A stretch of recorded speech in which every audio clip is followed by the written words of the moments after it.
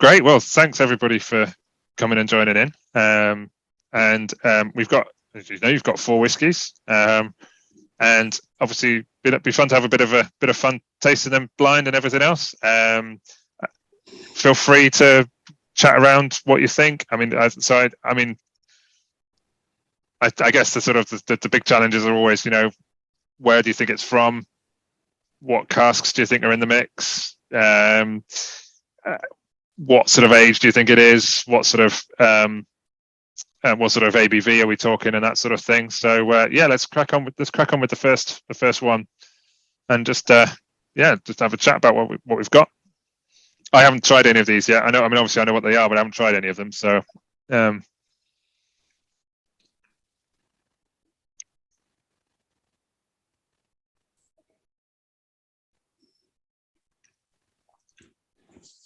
very seasonal toffee apple for me. Mm.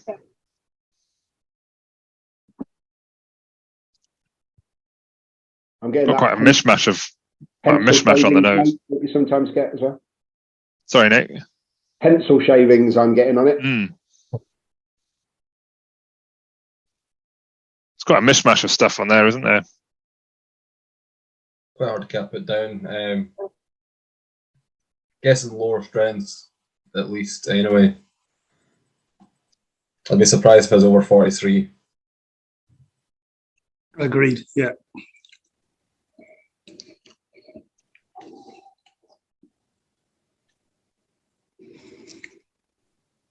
This is in. I'm without giving anything away. This is in the mix because it came very highly recommended from Vin at No Nonsense Whiskey. So thought might as well give it a try. Yeah.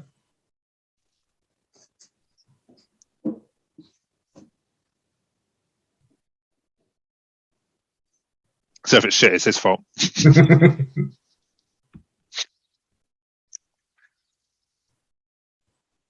I'm not sure if it's the case, but definitely kind of going down the kind of blend or grain route for me. Mm-hmm. Okay, yeah. Any idea of the sort of the casks involved or anything like that? Or No, immediately so. I imagine it's like a bit of a... That was more sherry based. there's definitely some sherry in there, yeah. It's one I'd imagine it's quite like... It seems quite rounded, so it's, to me, I'd imagine it's quite a kind of like larger vatting of casks. It's not just, it's not like a predominant sherry thing. It's may have sherry in the mix, but it's not jumping out as you as a heavy hitter in that way. Yeah. No, it's definitely not an Edward Dower or something like that. It's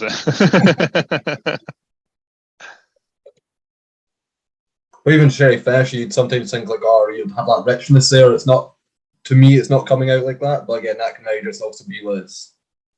Yeah. Cask can vary. Could be the fact it's got a grain influence. To me, at least, coming across, got a grain influence. I wonder if it's Madeira rather. That's an interesting shout. Yeah.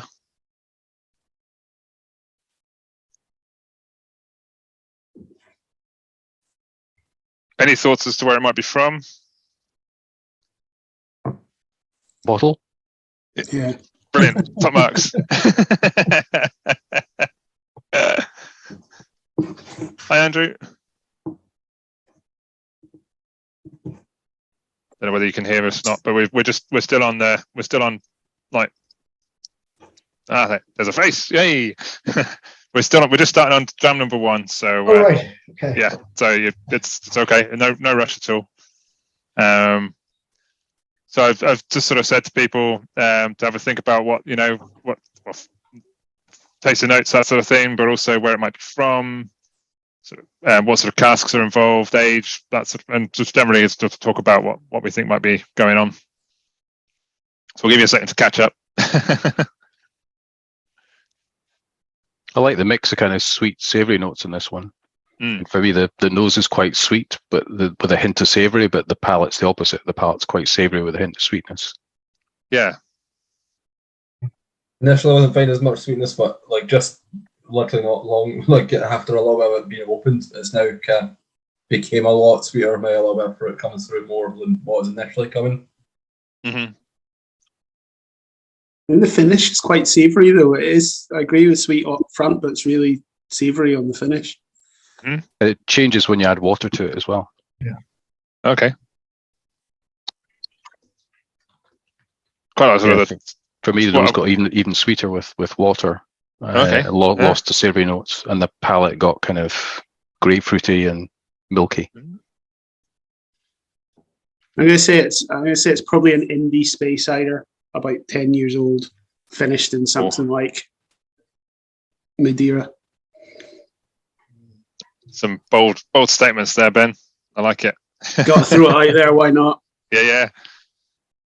Might as well Yeah, be I spectacularly would have wrong guessed 4 about times. 10 to 12 as well, just with the amount of cask wood in there. It's been in Yeah, something for a while. Yeah, it's good. Definitely very woody, isn't it? It's yeah. And I agree. Pleasantly so. I agree with Shay that it's probably about 43% as well. Well, I can tell you it's 46. And it's non-chill filtered, no additional colour.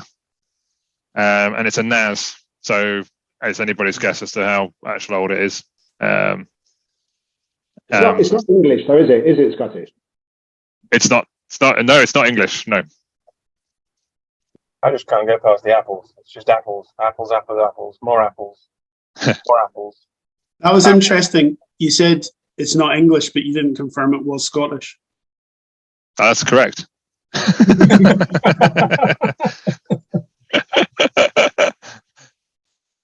can tell you it's not Welsh either. Oh, okay. So it's not. You're saying it's not. Not saying it's not Scottish. Yeah. It's not English. It's not Welsh. It is we not. have to go through all the countries. No. It's actually from. It's from India. Oh. Paul John. So it's a complete outlier there. It is from Goa, I believe. It's but it's it is a vatting, so that's absolutely true. There's some ex-bourbon, there's some ex-French wine, and there's some PX in there as well. So it's all sort of the three all brought together, and it is it's this new one that the Indri. Oh. Yeah. So like I say, came heavily recommended. Yeah. So there we go. As Alan's just need to reply to Alan on the chat. It's yeah. Just like that. Yeah.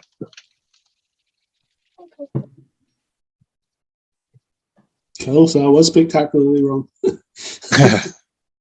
Yeah. So there we go. What's the thoughts on that in terms of, what do you think? What's is it?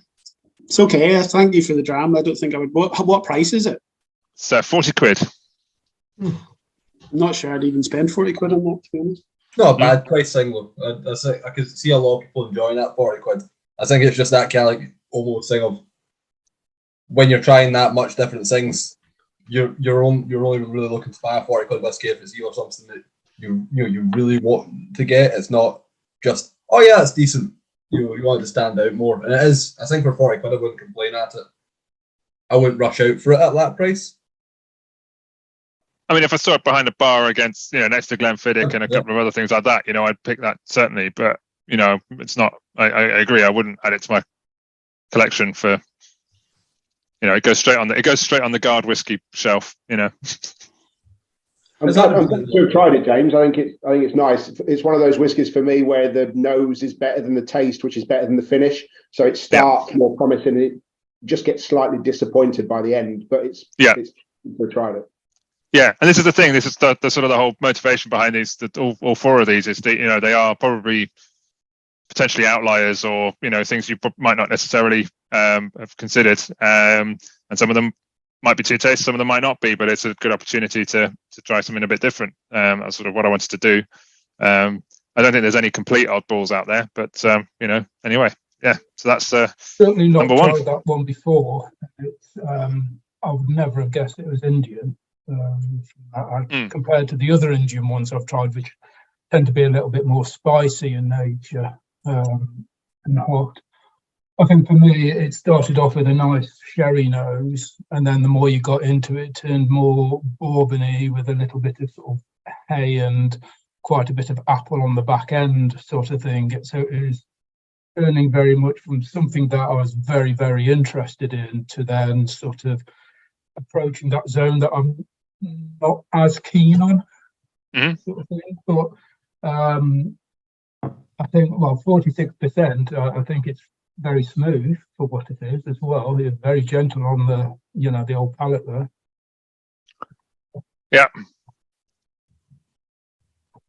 I found definitely. I found it a bit hot to start with, but I don't know if that's just because it's the first dram I've had tonight. So that it could just be that. Yeah. It did sort of, as I've sort of been sort of throwing it back at the end, it did certainly get a little bit sort of spicier, a little bit sort of, but yeah, it's definitely got some youthfulness to it. And I think that's probably why it's a NAS rather than, you know, I imagine, and I imagine in the Indian climate and stuff like that, it probably doesn't take very long to mature. Well, some of the oldest Paul Johns I've seen have been like 10 years old, and that's been as well like partially aged in the UK. Like it's not just been fully matured out and go. It's been like 6 years maybe and go, and then the final 4 years at Cannon Heads. Yeah. The Indians only tend to be about 5 years old anyhow, don't they? Yeah. And this is a brand new sort of whiskey. I mean, it says on the bottle, it says Piccadilly since 1967, but I mean, you know, I don't think there's a huge amount of weight behind that, to be honest with you. It's yeah. So your guess is as good as mine. There's very little information on it, apart from the fact that they seem to be very proud of the fact that it's not chill filtered or added colour. So, those are ticks in my book. So there we go. It became like I've been drinking through. I found it's you're getting much more of that kind of like heavier weighty spirit behind it now. At first, it kind of came across just that kind of light, maybe a little bit of fruit to it. Now it's kind of reminding me of either some not necessarily that, but idea like something like Inchgar, where it's got that fainter, like heavier spirit, like oilier spirit to it, rather than just light and fruity, and that's it. Yeah. Should we move on to dram number 2? Can do it. They've all got good colour, these 4 actually. This one's a little bit pinky in my light. Yeah. Well, that's a really odd nose. There's a strange note in it, isn't there? To begin with, Very sweet. Yoo-hoo glue. Yeah, there's something synthetic in there to begin with. It burns off, but There's something quite meaty as well. I don't think I get the glue, but then again, I poured the drums about half an hour ago and just let them breathe, so that's probably all gone off if the. What was that? Yeah, so I had mine poured, but I had it lidded, so it's literally just taking the lid off, and it's just that sort of waft of just like something really odd. it's like a sour note in it. At the There back. is a sourness, yeah.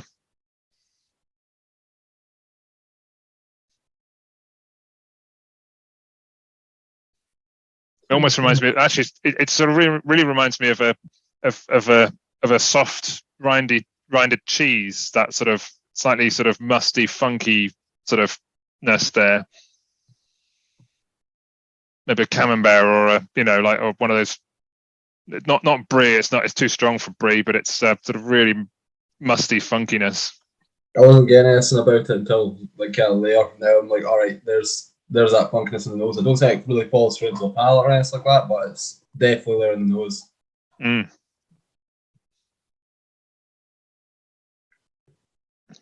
On the taste, it reminds me much more like of something like Cotswolds. Okay. Not on the nose, but on the taste. Not the funky thing on the nose, at least. But the taste, definitely of something like that. Yeah, I get that actually. The sour note on the nose is fading for me, so I think it is burning off or whatever's happening to it, which is good. Yeah. Yeah, it is good. Yeah. I'm getting quite a lot of red fruit on the palate. So not raspberry, strawberry, a little bit jammy, but more fresh fruit than perhaps preserved fruit. I can't remember what they're called, but it just took the words out of my mouth. It's like those strawberry sour sweets that you get. But it's like that artificial strawberry. It's not fresh strawberries. And it is a bit effervescent, isn't it? Slightly fizzy. Yeah. It is. Yeah, Isn't it is. that association of like I'm assuming like I had that sort of like distinctive taste of somewhat reminiscent of Cotswolds. It's like I always associate Cotswolds to STR casks more than anything else, just because it's one of the few whiskies I try with STR cask influence. Yeah, that's interesting, and I'll tell you why that's interesting later. But yeah, that's an interesting observation. It does seem like there's a bit of a mismatch between the nose and the palate on this one. I'm getting what everyone's saying about the sort of sour fruit candy, but I was getting almost like a, I don't know, pork note off the nose of it. Yeah, that was my very first impression, was a sort of meatiness. Cured pork, so like a salami or something like that. Yeah, for me it was similar savoury. I got cabbage on it. Let's talk about pork and cheese. Come on, like.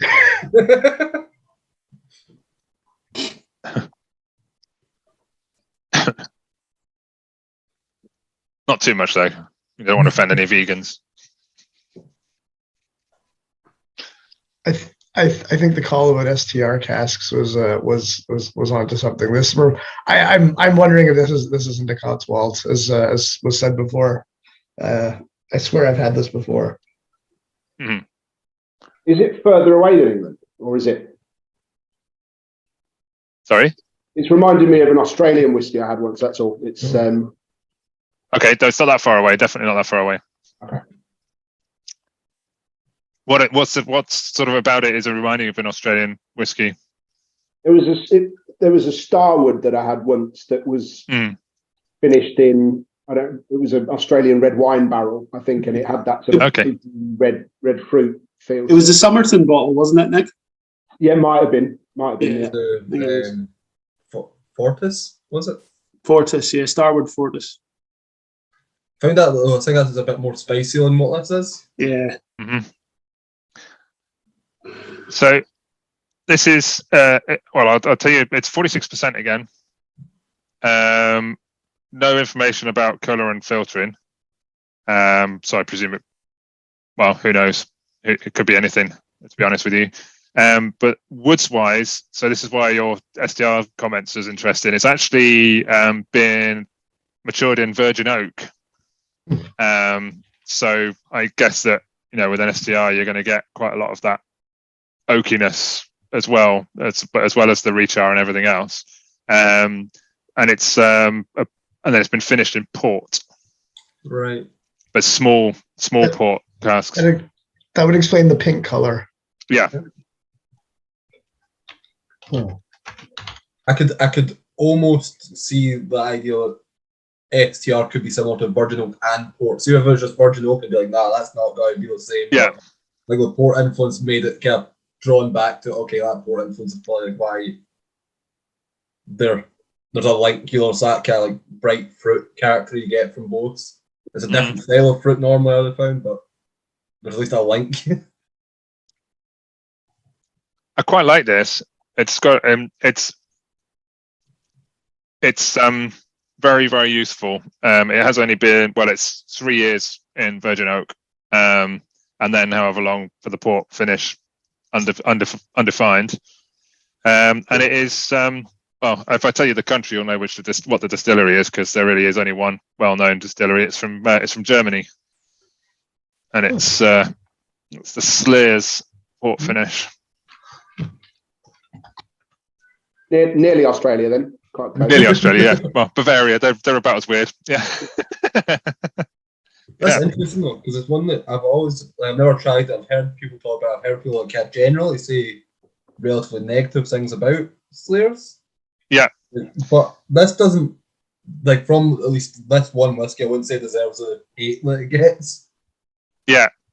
So this is their core range stuff isn't particularly great from what I understand. It's okay, but it's all a little bit rushed, and I mean this is a little bit rushed as well. But it's not too bad. This is a limited edition. I don't know how many bottles it was. See if it tells you on the inside. I have the advantage of being able to read the German, but so it's a 225 liter cask that it was in. So it's and that's so it won't be. It's not going to be a small limited edition, but it is still a limited. Oh, Frank's trying to join. That's cool. I'll let him in. But yeah, so it's interesting. It's I get the feeling that their sort of limited stuff that they do, which is a little bit more experimental, is generally better than the core range. So whereabouts in Bavaria is it from? That's a good question. Not sure whether it tells you, but I think from memory, I think it's near Nuremberg. But I'll look it up. That's probably the easiest way to do it. It's south of Munich. Okay, south of Munich. Okay, that's cool. Thanks. In fact, yeah. So it's near the Austrian border. Okay.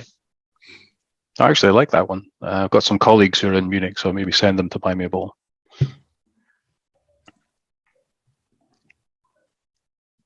It's from Mastermalt, that was £68. So it's a fairly decent wad of money. For something I think that tastes very similar to the standard Cotswolds, and apart from the funky kind of thing, the general taste reminds me of that. To think that it's the best part of 30 quid more, and that's at the retail price, not the discounted price of Cotswolds tends to end up going at. Yeah. Hi, Frank. Oh, he's connecting to audio. There we go. Hi, Frank. Evening, everyone. Hey. Nice to see you. Well, you don't see me. Camera's nice off. to hear you. Yeah. Cool. I do not have the tasting, so please continue. I'll just. Yeah, I mean, we've just finished round number 2, which was the you could just the Slayer's port finish. So I don't know whether you've ever come across. You must know Slayer's, I imagine, Frank. Do you? Yeah. Oh, I know Slayer's, but that's about it. Yeah. Cool. Any other thoughts on that one, or should we move on to number 3? Let's move on. Move on. Great. So number 3.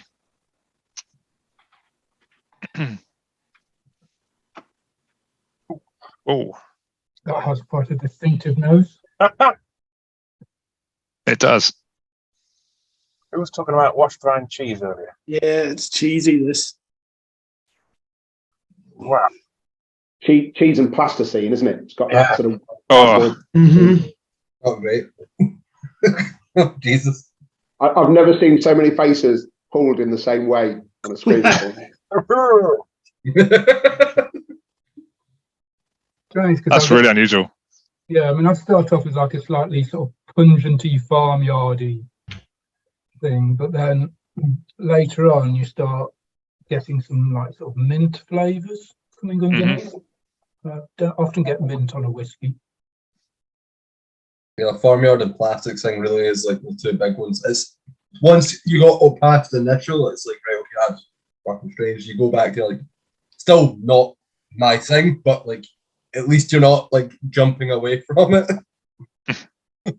I'm struggling to get past the cheese in wet cardboard. If I'm honest. To me, it's like I've spilt a dram of whiskey on my stinkiest trail shoes. I said that it's better. It's getting better. I don't know about that. No. Do you know what the only other thing I've had like this? The nose. The Whiskey Baron bottled Bruichladdich, a red wine barrique, and it's very similar to this, and I thought that was awful. It's starting to evolve into. Does anybody else drink tea? Do you ever leave your tea bags to get cold at the side if you've made it through? It's getting that sort of bitter, wet, cold tea bag smell to it. Stewed Yeah. tea. Yeah. This is rough. Well, it's funny you should say about your trail shoes, Patrick, because I'm definitely getting sort of autumn damp leaves and stuff from it. You know, The taste is better. It's cheese. Who are you trying to convince, Dave? That's not for me at all. It's not. I'm not saying it's like. I'm not going to go out and say, "Oh, the taste is really good." I'm saying the taste is just better than what the nose is. It's not got like a high like bar to reach with. So I'm not even sure if this wasn't a whiskey tasting, I'd have said that was whiskey. That's weird. yeah, it's better if you don't smell it. It's not. I mean, You're saying drink it through a straw so your nose is nowhere near it. yeah. Wow. Oh, on the nose, it smells like a higher ABV than the previous two. I don't know whether I said the previous one was 46, and so but last two were both 46. So But there's no kick in the palate, is there? I mean, it's very. I don't know how to describe it. It's quite nothingy, really. It's like a cocktail. Yeah. Yeah, it's like something's been mixed with the whiskey that's taken the edge right off it. Yeah. And the flavour. It tastes like a watered down Jägermeister. Yeah. That's been stirred by somebody's cheesy feet. And there we go. Filtered through a sock. The marketing job done. like the tasting notes are showing Ardnagh Gherkin for like the run. Yeah. The one but the was, Ardnagh Gherkin was actually nice. depending on who you talk to. I really like the Ardnagh Gherkin. There's a lot of people that did it. It was one that I found was interesting. Not one I'd like drink to enjoy. Having a sample of it and a tasting was brilliant. Anything Yeah. more than that would have been too much. Have you come across the Ardnagh Gherkin Crask?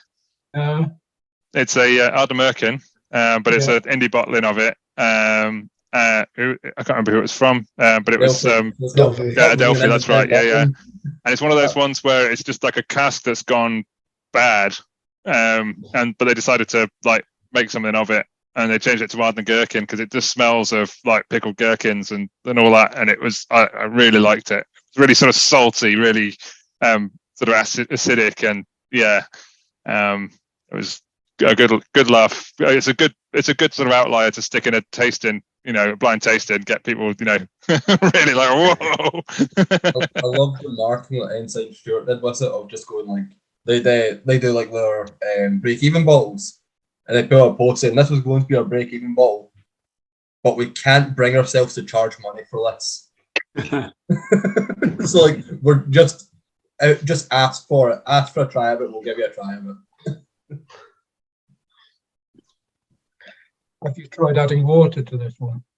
I don't know if I do I Yeah, dare. about a pint. Just so you can make it last a little bit longer, mate. Did anybody ever try the alcohol-free whiskey, the Liars? Anthony had a bottle. I've managed to avoid it. It reminds me of that. It's that sort of, it's like a sugary puddle. Oh. I'm not lie, I think I have tried it, but not like neat, just like in a like old fashioned. I tried that like 10th trade show when I was working in hospitality. Oh, this is a real disappointment. This one. This was. I just get cinnamon and feet. It's Cinnamon and feet. I don't know who said that. Who said that on the first? But official tasting I note. can't think about anything else. Tasting this now. Okay, so it's 45%. It's NAS, no information about chill filtering and colouring, and it is a Pinot Noir finish, which I mean you wouldn't know. I'm just going to let the cat out of the bag with this one because it's I'm a bit annoyed about it. It is American, but it's single malt, so it's Westwood from Oregon. Pinot Noir. No, I had really high hopes for this, particularly at the price point. It's £80 a bottle. So it's definitely. That's a Yeah. lot of product. That's a lot of money for yeah, How much? a Sorry, James. fancy how much bottle. is it? How much did you say? £80. 80 80. quid. Yeah. If it makes you feel any better, James, when I was doing blind drams, that Rick Laddie I was talking about, I bought 2 bottles of it because you need to for Yeah. all the people in blind drams. And they were £110 each, Wow. and it was as bad as this. Yeah. So yeah, The thing is, though, in a blind tasting like this, it's almost the best place for things like this because, it's, to be honest, it's probably gonna be the most memorable thing about the tasting. yeah. Yeah. You know what I mean? Like that. Oh, that really funky fucking drink. Don't like it, but like again, if you bought a full bottle of it for yourself, you'd be like gutted. But in a tasting environment, you're a little bit more like, okay. Which is mad because I've had some lovely Westward whiskey. So you know that's definitely one I'm going to avoid now. So it's a good thing that it's been on the blinds. Yeah. It's important. it's- I've not first experience with Westwood. Then it's kind of like sitting there going, "Oh, okay." I will I not love- be trying I any more love Westwood whiskey. whiskey. I love whiskey and I love Oregon Pinot Noir, but this is not a good combo. And guys, you'll be surprised to see that on the official tasting note, smelly feet isn't mentioned. Oh, They mentioned cinnamon though. I've missed that one out. Plum, apricot, and chocolate ganache, apple, plantain, and nutmeg, and a rich raisin, dark orchard fruit, and sweet malt finish. I think they're talking out their asses there. Doesn't mention anything about built-in cheese board. No. Well, the plantain's a little bit of a weird note to have on a whiskey bottle. Just try to be like, oh, we've got a banana. No, we'll just avoid those saying banana because everyone says that. We'll go plantain. Yeah. That's what it is. Fancier. Oh, that's a shame. It was really interesting though. I'm glad you picked No, that glad I one. tried it. That's. I mean, I've done all the anti-marketing I need to do for Westwood now. No one's going to be buying any of their stuff again. That's what's honestly, disappointing about this. Westward can be so good. Yeah, don't be put off by that. Westward do some really good whiskey. Just not that one. It's not that one. No. Yeah, evidently their spirit doesn't go very well in wine finishes. So there we go. They do a stout one as well. Yeah, I've had too many bad experiences with stout finishes. Has the cask maybe even just sat out for too long before they've used it? It's actually the cask has went sour. Like it's got dry, it's went sour, basically the cask just went bad and went like not, for lack of a better way of saying it, not realised to put it in, and either they say that we've got to sell it anyway, we need money, or two, they've genuinely thought it's all right. I don't know which one's worse. Oh, can I just retract my previous statement? It's Westward you're saying, right? Westward, yeah. Yeah, I'm getting confused. Westland is what I've had before, which I really enjoyed. I like Westland, yeah. Yeah. Well, I think we should move swiftly on to number 4. We'll be through this in an hour. It's great.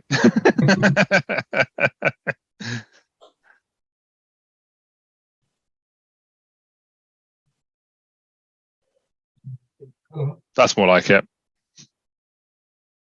That actually smells of whiskey.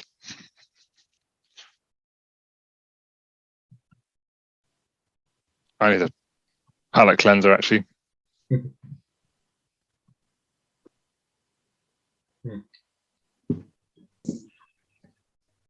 Yeah, big sherry bomb.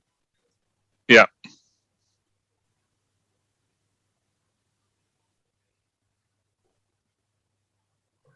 Yeah, I love the nose on this one. Syrup sponge cake. Seems like refreshers or drumstick lollies on the nose.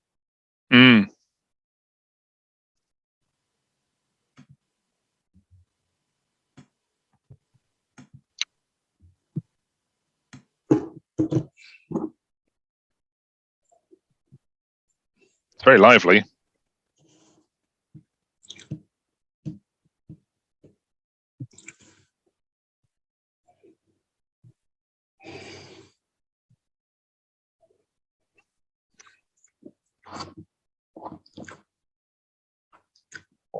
partially by going by the 3 previous jams, I'm going to say this isn't Scotch either.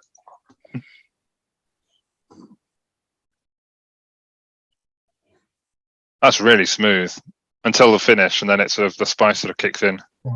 Spice keeps going as well. It goes for about 30 seconds, just slowly builds at the back, but not in a harsh way. No, No, I was going to say, I think like I wouldn't have said it wasn't smooth still or anything like that. It's just like spice and Chocolatey as well. And It's got nice chocolate mousse.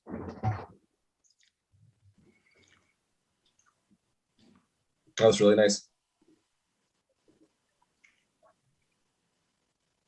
yeah, it's a really bitter chocolate mousse though. Bit of coffee as well, maybe. Yeah. I think I might have had this before. Mm. Is it the same one? If it is what I think it is, I think a few of us have had it before. Reminds me a little That's bit of the Glenmorangie Signet, which is like quite a chocolatey note to it. So what are you thinking it could? What does it remind you of, Ben? The milk and honey cherry cask.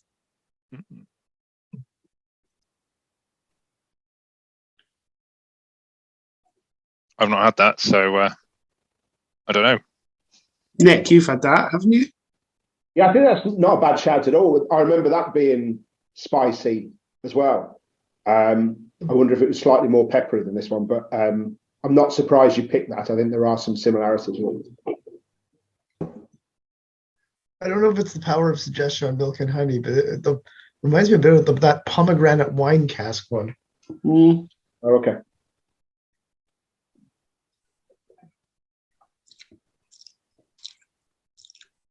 I don't think it's as nice as the pomegranate wine cask one, but no, yeah. So it's the strongest one of the night. It's 47.5. So it's only marginally stronger, but it's it's a proper ABV. So, and I think that shows. Yeah. 47.5. It makes me think that it's likely going to be is it Carmore then? Oh yeah, and if anybody says 47.5, you immediately think Carl Morden.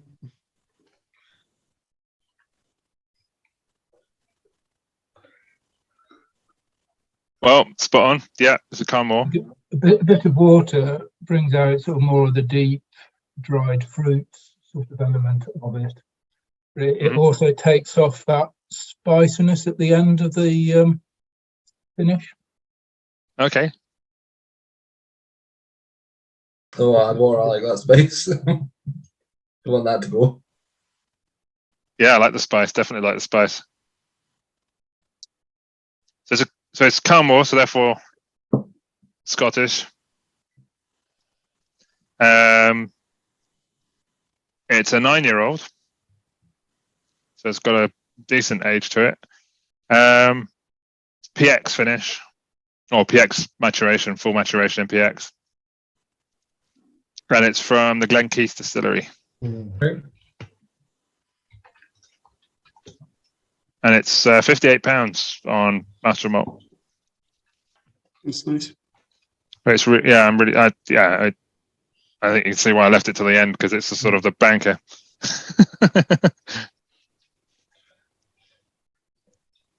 Yeah, I really like this. I forgive you for Jam 3 now. Unfortunately, it's sold out. I was just checking this morning. It's sold out. So, well, it's only at Master Malt anyway. I'm probably available at other retailers, but yeah, it's sold out at Master Malt anyway. Really nice one. It's interesting that Glenkeith isn't one that like you think of for anything really. Yeah, I don't think I've ever had a Glenkeith before. No, this is the first time I've had it from Lent. Where does most of their output go? Does it go into one of the blends? Is it? It's not Diageo, is it? I don't think so. I'm not entirely sure, to be honest. I know they do have like a kind of core range, like NAS bottling, like you find in supermarkets kind of thing, but I don't know what else that distillery goes towards. or what the ownership of it is. It's Chivas. Chivas Pernod.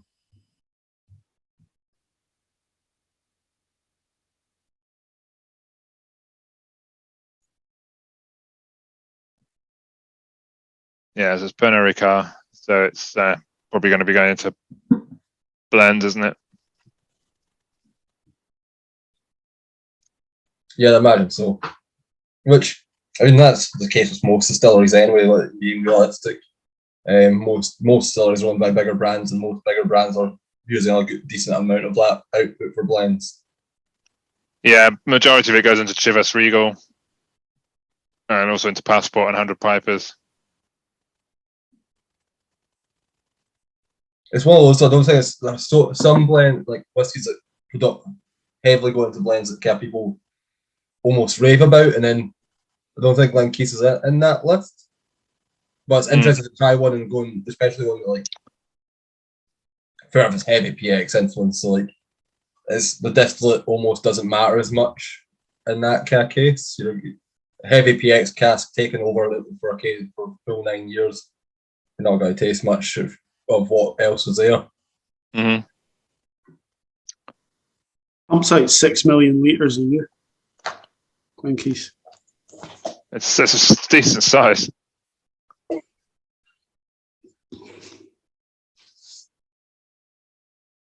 And they use it, Pernod Ricard use it as well for lots of experimental stuff like developing strains of yeast and things like that, apparently. So,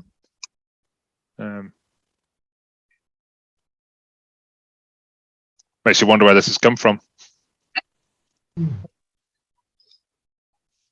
Yes, it's nice, and I mean, the Carmore branding is always quite sort of appealing as well. It's a nice sort of mix of colours and so on. So, yeah. This wish like it's Carmore. I find since the rebrand has kind of like became distinctively more expensive. Mm-hmm.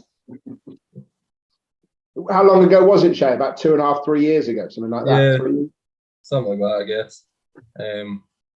I mean, because I remember like the one that really got me into Carmore was that 4-year-old Ben Hempstead in their old branding, and that was standout, and especially the price. I mean, arguably, some people have said it's expensive for what it was because it's a 4-year-old whiskey at 40 quid, but it was, you tried it, you taste it, it's 100%, you know, worth that in terms of you're not finding that experience elsewhere.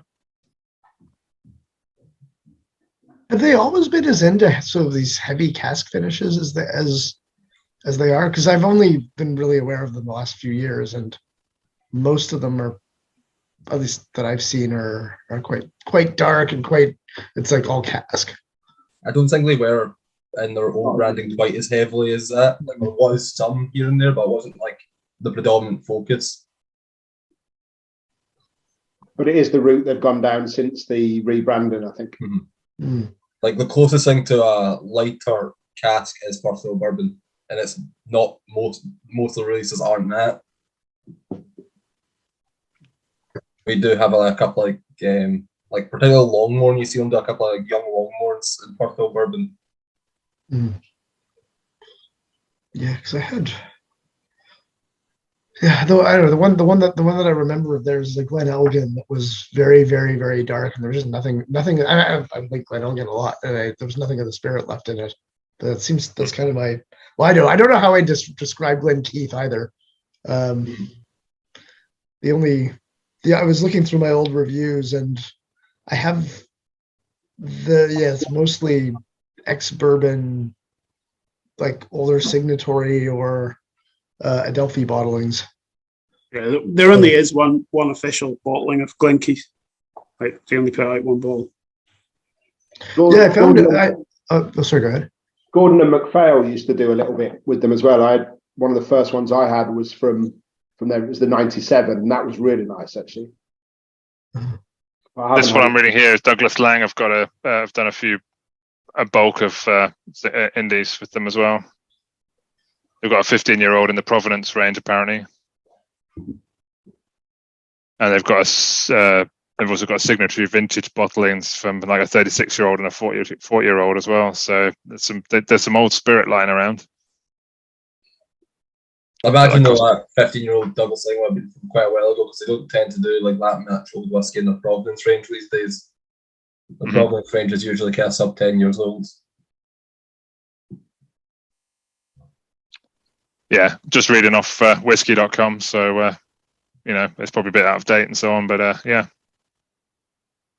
Well, it's a larger distillery, and you kind of found that for a long time was like that's where independent bottlers could find wee gems, I guess. Is from like distilleries like that. Might not be that distillery generally produces good stuff, but it's easier to buy stuff from, and therefore you could find something that was quite standout from them. And I guess that for a distillery that's mostly been used for blending, I guess the stuff that they're going to be selling off to their indie bottlers is going to be stuff that's outliers as well. Stuff that they can't blend into the normal sort of way.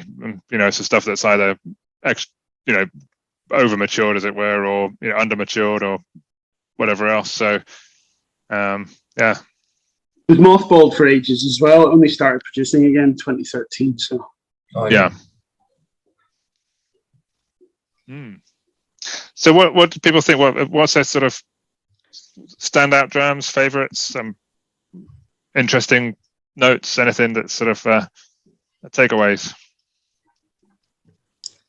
Going back to it, I actually like the first dram quite a bit. But the finish, I don't know. When I went back to it, was better than I remembered it.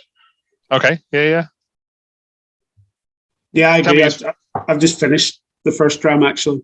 Went back to because I want to finish on dram 4, and dram 3 I've set aside because I'm taking the paint off the kitchen walls. It's not going back.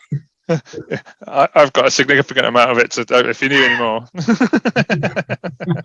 So what was the order again? Dram 1 was, I know dram 1, 2, 3, like whatever, but what was it? The second was the Slayer's Port. Yeah. What was the first one again? The Indri, the Indian one. Okay, that's it. Standout.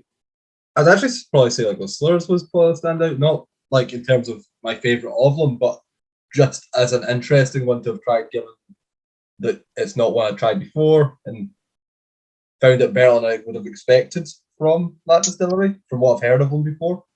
Yeah.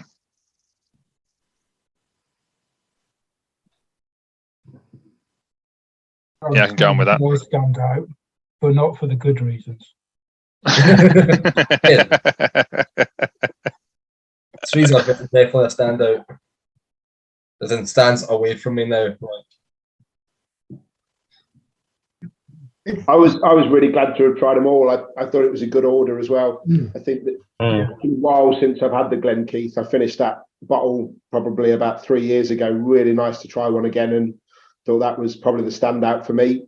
Great to try the Indian whiskey. I've only had Paul John and Amrut before, so that was nice. And I wouldn't buy one, but I'm really glad to have tried it. Bit disappointed with the Slayers, to be honest. Was hoping perhaps for a little bit more from that, but yeah, glad to have tried that one, and I'll never forget 3. So thank you. Answer me this, Nicky. You gonna what are you doing with the rest of your sample? You can drink it. No, Ben. I very rarely throw whiskey away, and I have to feel like I go to confession afterwards. I feel that bad about it.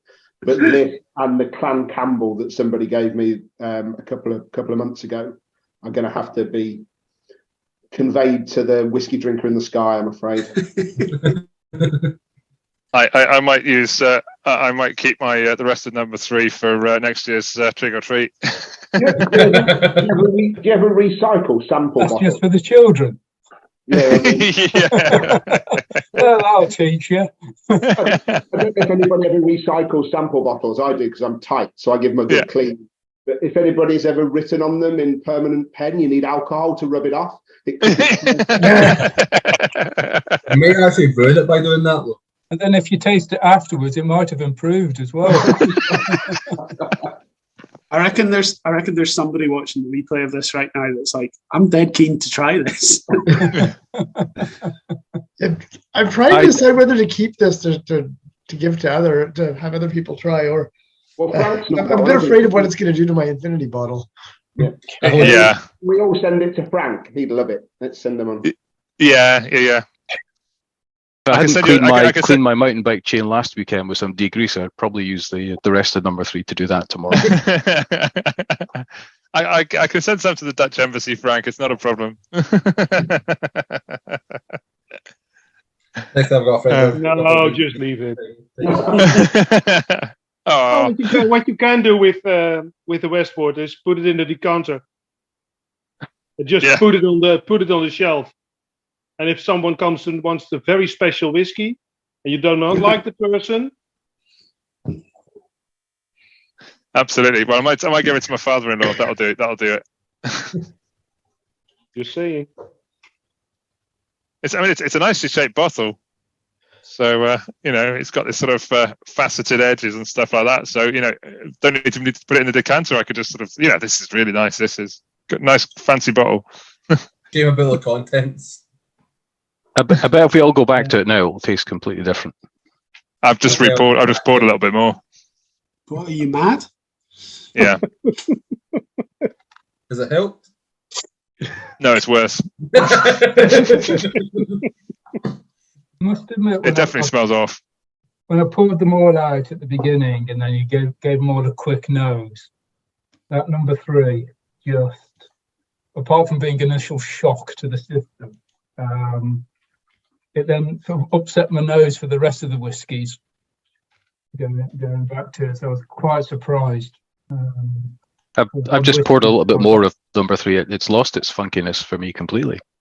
Actually smells quite nice. It's right there. It's right in my nose. I can't get away from it. There's something that's got almost, given the taste notes I've thrown out for it and what came out of it, genuinely wonder if it's like the cork's been bad. Yeah. It's possible. I don't think it was mushroomy enough for a bad cork. Probably that bad. How does this chuck it on the have floor. an 85 on The whiskey? funny thing will be is if you've got a friend who's really polite and you give them that. Okay. I'm just reading here. A good thing to do with whiskey like this you don't like is apparently if you warm it slightly, add some lemon rind, sugar, and then pour it down the sink. Okay. If you weren't going to say it, I was definitely going to say it. Oh dear. But the Glen Keith was wicked. So thank you very much. Yeah, Glenkeys, banging. I'm glad to hear that. Yeah, I think I enjoyed the Glenkeith the most, but I found the first one, the Indri, most interesting. I think most layers to it. I guess that's what you get from a vatting, isn't it? I went back to that. The Carnmore, I think it was right up my street, just because I quite like a fairly sweet whiskey anyhow. So that was ticking a lot of boxes even before you tasted it.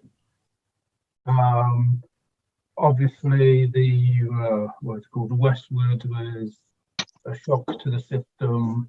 I think when I first noticed the Indri, I had high hopes for it on the palate. It seemed to be fairly sweet with a bit of sourness, but I thought that'd be quite interesting with what I thought was a reasonable sherry influence there. The slurs, again, first nosing was I quite liked. Everything seemed to be sort of stronger and more bold than the Inri. So again, I had high hopes for that.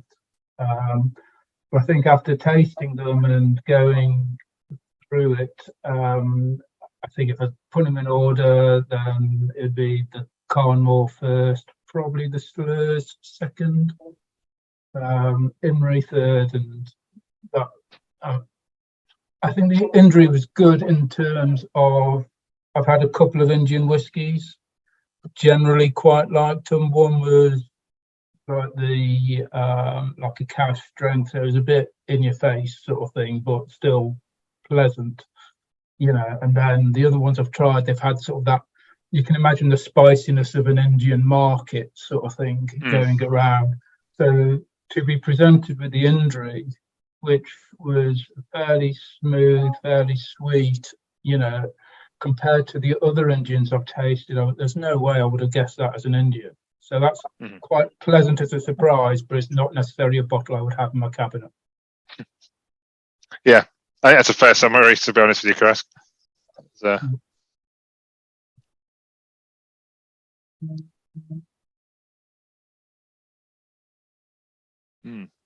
I'm back on, as I say, I've reported the Westwood, and actually, if you can like hold your nose once you're sipping it, yeah, the taste is actually really nice. Yeah, maybe it's a power of suggestion, but I do get a lot more Pinot Noir on the palate the second visit.